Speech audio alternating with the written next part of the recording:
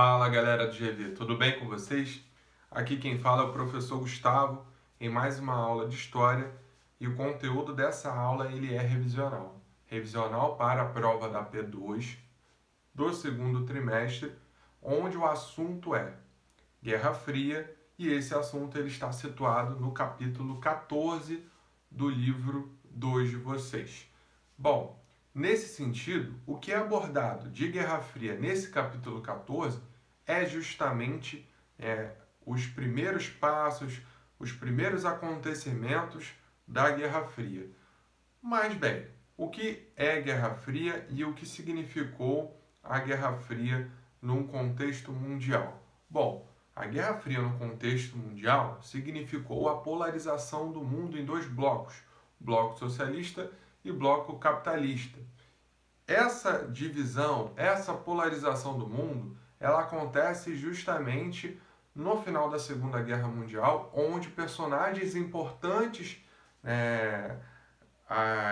para a derrota da Alemanha nazista, esses personagens importantes, no caso, os Estados Unidos e a União Soviética, vão agora, a partir do final da Segunda Guerra Mundial, buscar cada vez mais influência em outros países. E o detalhe é que se a gente analisar até o conteúdo que foi abordado nos últimos vídeos, quando acontece o final da Segunda Guerra Mundial, nós temos diversas independências, processos de luta acontecendo em diferentes locais do mundo, principalmente no eixo do continente africano e do continente asiático, onde diversas ex-colônias ou colônias de países europeus, ali no contexto imperialista, vão estar lutando pela sua independência. Então, quando acontece a Guerra Fria, essa busca por influência vai estar muito ligado também a conseguir puxar esses países para o lado, para o seu lado. No caso, os Estados Unidos para o lado capitalista e a União Soviética para o lado socialista. Bom, então a Segunda Guerra Mundial e a Guerra Fria, elas estão ligadas, elas estão conectadas nesse sentido, porque os personagens principais, eles acabam disputando o terreno após a queda ali da Alemanha nazista. Um dos pontos aí que podem até simbolizar essa virada é justamente a utilização da bomba, as bombas atômicas em Hiroshima e Nagasaki, onde os Estados Unidos, de certa forma, estavam finalizando com um oponente resistente, que era o Japão, e ao mesmo tempo estavam também demonstrando força a possíveis oponentes nos anos seguintes. E dentro desses anos seguintes, a União Soviética se apresenta como esse oponente na busca por essas zonas de influência. E a disputa da Guerra Fria ela é marcada justamente pela disputa no campo ideológico, no campo político, no campo econômico. Então, tanto os Estados Unidos quanto a União Soviética vão trabalhar em diferentes pontos, com diferentes estratégias para atingir cada vez mais pessoas e países, certo?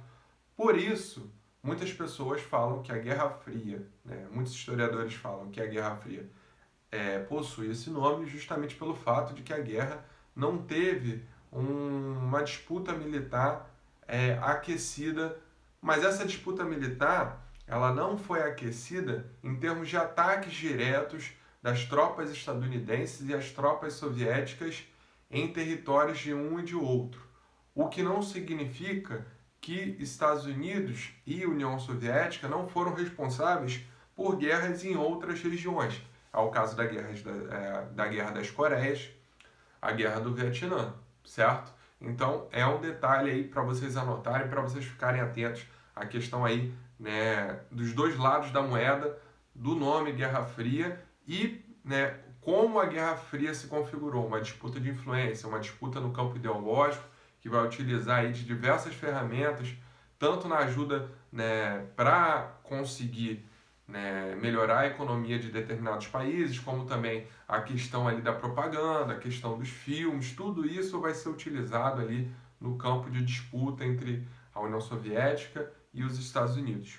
Bom, o que vai sinalizar justamente o início da Guerra Fria vai ser a formulação ali das instituições, essas armas que vão ser utilizadas pelos Estados Unidos e pela União Soviética.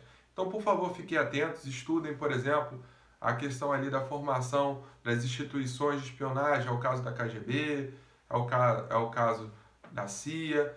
Nós temos também a questão ali dos planos econômicos, no caso da União Soviética, Pacto de Varsóvia, no caso dos Estados Unidos, o Plano Marshall, uniões militares, é o caso da OTAN, por exemplo, e do lado da União Soviética, a Comecon. Então vocês devem trabalhar essas instituições que vão se formar ali na virada do final da década de 40 e início da década de 50. Certo, galera? Bom, além disso, é bom a gente ficar atento à questão da doutrina de Truman, pois a doutrina de Truman seria justamente o quê?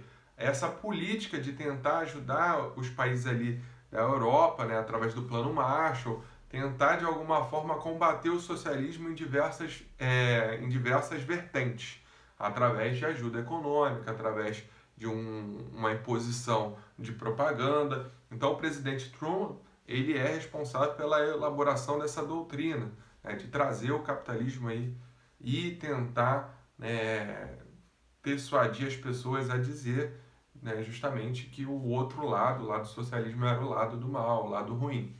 Bom, um dos principais responsáveis por exterminar, né, bem dizer, né, diminuir bastante a circulação de ideias de esquerda, tanto comunista, socialista ou até mesmo trabalhista nos Estados Unidos, é justamente o macartismo, né, que é oriundo ali, né, de um político chamado McCartney, e esse, né, político ele vai elaborar ali uma verdadeira caça às bruxas às pessoas que falavam de esquerda nos Estados Unidos. Quando eu falo esquerda, eu falo em diferentes níveis. Qualquer pessoa que se aproximasse de um discurso mais à esquerda já era perseguida, já podia perder cargos, podia ser presa, entre tantas outras coisas. Então fiquem atentos à questão do marcatismo também, por favor, galera. Bom, no sentido, né, de disputa por mentes e corações mundo afora, Estados Unidos e União Soviética vão acabar promovendo o quê? Um desenvolvimento tecnológico. O caso da corrida espacial é um grande exemplo disso. O desenvolvimento de tecnologias na questão das armas, na questão também dos utensílios. Então a Guerra Fria, de certa forma, ela tem esse outro lado. Para conseguir convencer as pessoas de que o seu lado é o lado mais forte, União Soviética e Estados Unidos acabaram promovendo um alto desenvolvimento tecnológico, principalmente durante ali a década de 60, 70. Então é legal a gente ficar atento também à questão, né, desse lado do desenvolvimento tecnológico durante a Guerra Fria, certo? Então fiquem atentos às instituições, ao macartismo, doutrina Truman, a questão da disputa entre os dois países, né, para dizer quem é o melhor, né, e nesse sentido vai a tecnologia, vai a questão política, econômica, ideológica. Então fiquem atentos a esses pontos, tentem conectar esses pontos, por favor, né? E a questão da conexão da Segunda Guerra Mundial com o início da Guerra Fria.